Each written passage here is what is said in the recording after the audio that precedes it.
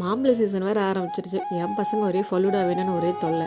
அதனால இன்றைக்கி ஒரு மாம்பழம் பழுத்த மாம்பழமாக எடுத்துகிட்டு அதை தோலெல்லாம் சீவிட்டு வெறும் சதை பகுதி மட்டும் எடுத்து 3 ஸ்பூன் அளவுக்கு மில்க் மேடு ஊற்றிட்டேன். கூட 1/4 கிளாஸ் அளவுக்கு பால் எடுத்துட்டேன். அதையும் ஊற்றி நல்லா நைஸாக அரைச்சி எடுத்துக்கலாம். கொஞ்சம் பேஸ்ட் மாதிரி அரைச்சிக்க வேண்டியதான். ஒரு கிளாஸ் எடுத்து சப்ஜா சீடு 2 ஸ்பூன் அளவுக்கு போட்டுக்கலாம். போட்டுட்டு ஸ்ட்ராபெரி எசன்ஸ் ஊற்றிக்க வேண்டியதுதான்.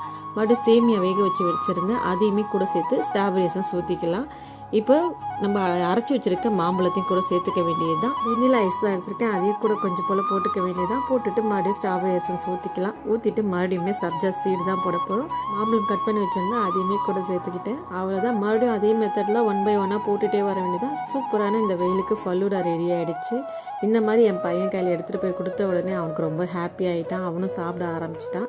சூப்பராக இருக்குன்னு சொல்லவும் செஞ்சுட்டான் என்கிட்ட. அடுத்த வீடியோவில் சந்திக்கிறேன். டாட்டா பாய்.